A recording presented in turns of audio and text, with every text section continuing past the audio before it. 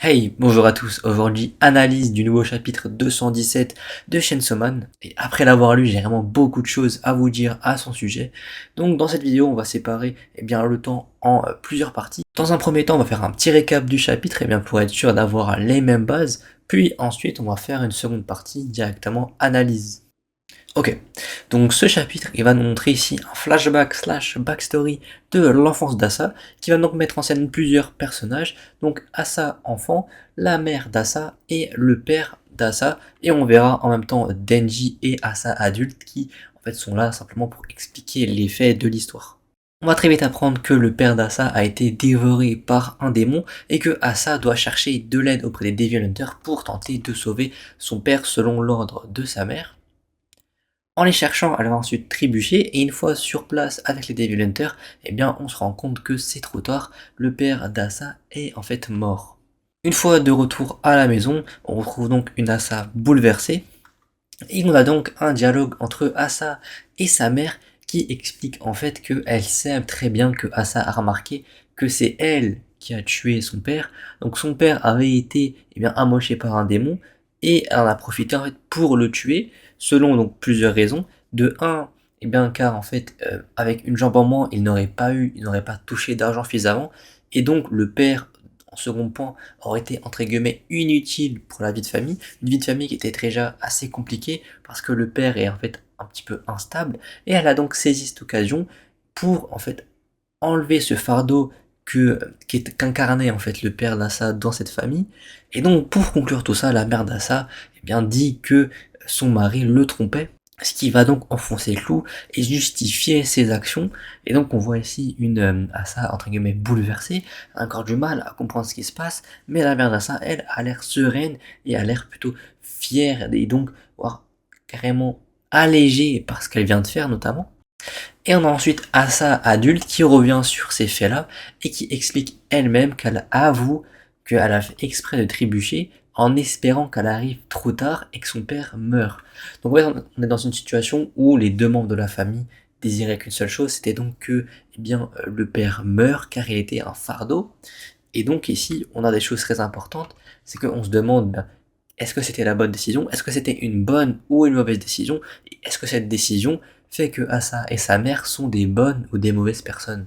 Et donc Denji lui conclut tout ça en disant qu'il a tué son père, mais que pour autant il se considère tout de même comme une très bonne personne. Et on finit donc ce chapitre sur une touche d'humour qui peut donc nous faire ressentir un certain malaise, parce que tout de même, c'est clairement pas des actions légères à prendre avec de la légèreté, c'est des actions très graves. Donc on parle notamment de la mort du père d'un personnage juste ici qui est donc Asa.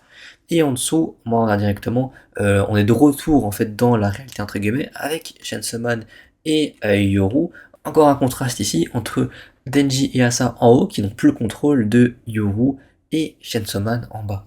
Ok, donc maintenant qu'on a bien fait un petit récap du chapitre, on va pouvoir se lancer directement dans l'analyse. Et ici, j'ai beaucoup de choses à dire. Alors dans un premier temps, ce que je trouve intéressant, c'est que directement, tu nous mets un flashback en plein milieu donc d'une scène intense, épique. Là, on s'attendait justement à ce que ce soit une scène qui s'enchaîne très rapidement. Et ici, tu poses encore une fois un espèce de rythme lent en mettant donc ici un flashback. Mais surtout, tu appuies sur le personnage d'Asa. Et donc, il n'y a pas encore, on ne sait pas vraiment encore pourquoi le personnage d'Asa est autant appuyé, parce que du coup, on a la mise en avant de Yoru, et donc si on cherche un petit peu à comprendre, on peut déjà se demander où est donc Asa, et ça, on en avait parlé dans les précédentes vidéos, qu'est-ce que fait Asa, pourquoi en fait elle n'apparaît pas à la place de Yoru. On aurait pu donc penser que Asa ne peut plus prendre le contrôle sur Yoru parce que Yoru est devenue trop forte. Et en fait, je pense que ce flashback, il permet d'apporter un élément clé dans cette compréhension de qu'est-ce qui se passe entre Yoru et Asa. Et je pense en fait justement qu'avant ce flashback, pourquoi Asa ne prenait pas le contrôle sur Yoru? Tout simplement parce que, Asa se prenait pour une personne mauvaise. Et donc à travers Yoru qui accomplit donc des actions qui sont purement mauvaises, négatives, en fait elle se dit qu'elle est semblable. Et donc elle va se dire, elle va accepter ce que fait Yoru, parce que à travers d'elle, c'est ce qu'elle est réellement en réalité.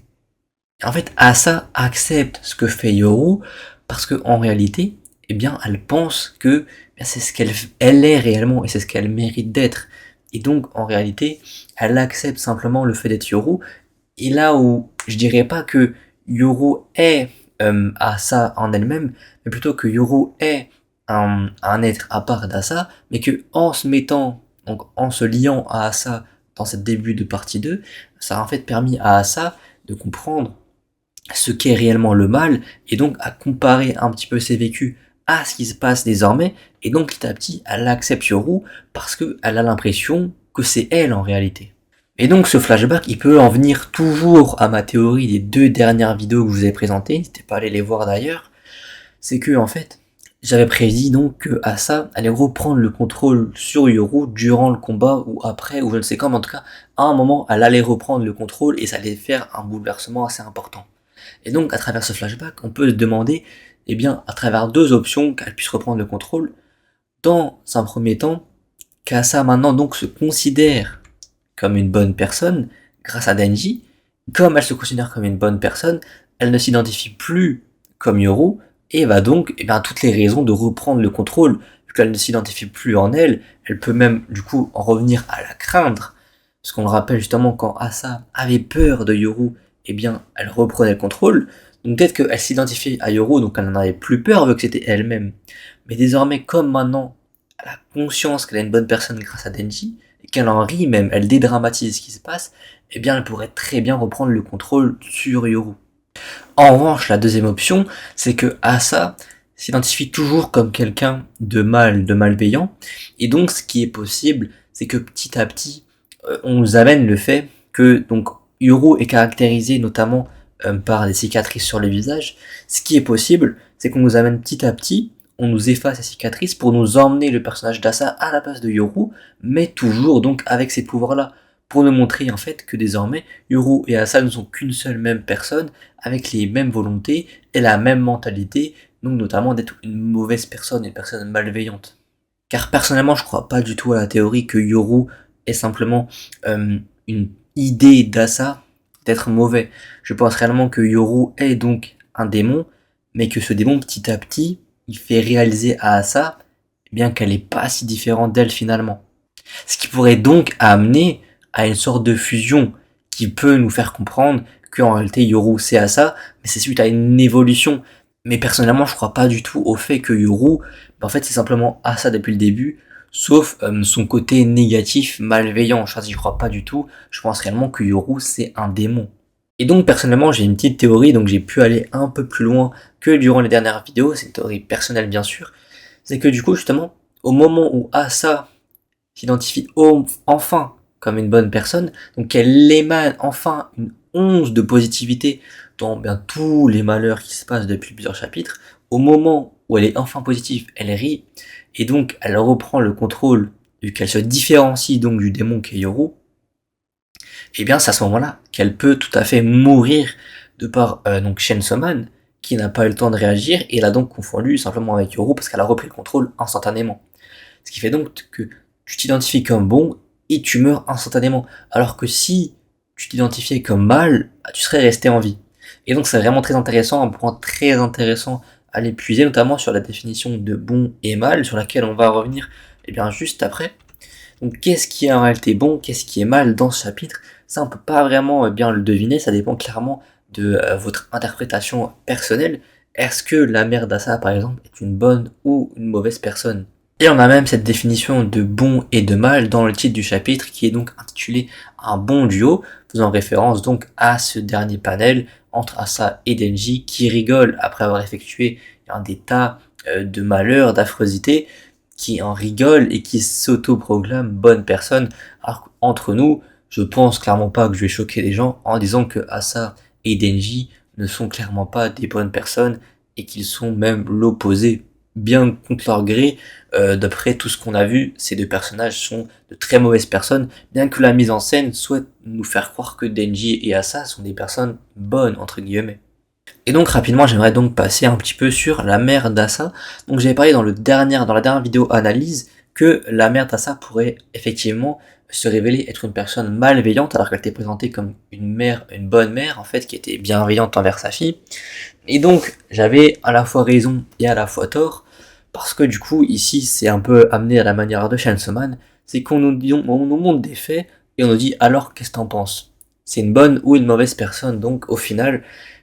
Et donc je serais plutôt amené à dire au final que la mère d'Asa a effectivement encore une fois un côté malveillant, mais que l'action qu'elle a réalisée était bonne. Ou du moins que les conséquences de son action ont été bonnes. Mais bien évidemment, son action en elle-même de tuer n'est pas forcément bonne. Elle peut être vue comme mauvaise, mais tout dépend encore une fois qui tu souhaites tuer. En tout cas, voilà pour le point analyse. Et avant donc de conclure cette petite vidéo, j'aimerais simplement revenir un petit peu sur l'art, car j'aime vraiment beaucoup à chaque fois discuter un petit peu des dessins, etc. Notamment sur Chainsaw Man, je trouve ça très intéressant. Et au niveau de ce chapitre, je suis assez content, notamment au niveau des expressions, notamment sur ce panel-là. C'est vraiment extrêmement bien réalisé, notamment le panel tout en bas, avec les yeux, même l'expression, un petit peu en fait, d'incompréhension, de terreur. On est réellement ici plongé en fait dans une incompréhension totale, qui est donc celle d'Asa.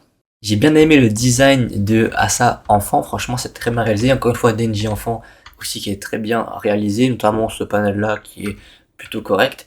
Et du coup, comme d'habitude, on n'est pas encore dans de l'action, mais j'ai hâte de voir les prochains chapitres dans l'action, donc notamment de reparler un petit peu de tout ce qui est art, parce que j'avais notamment mis en évidence un point qui était donc que c'était un peu le bordel dans les scènes d'action au niveau de l'art, on comprenait pas vraiment ce qui se passait. Et pour moi, c'est donc un gros défaut dans Chainsaw Man, c'est donc qu'on ne comprend pas forcément ce qu'on nous met devant les yeux en fait. Donc voilà, c'est déjà la fin de cette vidéo, j'espère que vous l'avez apprécié un maximum. N'hésitez pas à mettre un petit like, un commentaire, à partager la vidéo, à vous abonner, etc. Prochain chapitre dans 2 semaines à l'heure où je tourne donc cette vidéo, donc le mardi dans 2 semaines. Et du coup, on se dit à la prochaine pour une nouvelle vidéo analyse. Ciao!